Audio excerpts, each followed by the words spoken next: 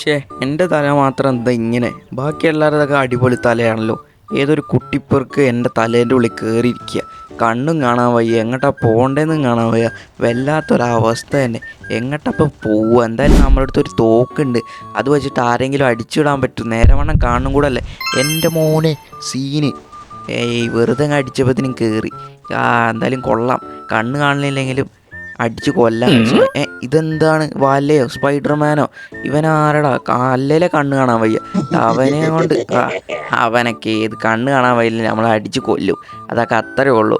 ഈ കുട്ടിപ്പെറുക്ക് കാരണം നമുക്ക് നേരെ വേണം കളിക്കാൻ പോലും പറ്റണില്ല, തലേൻ്റെ ഉള്ളിൽ കയറി ഇരുന്നിട്ട് പണ്ടാരം.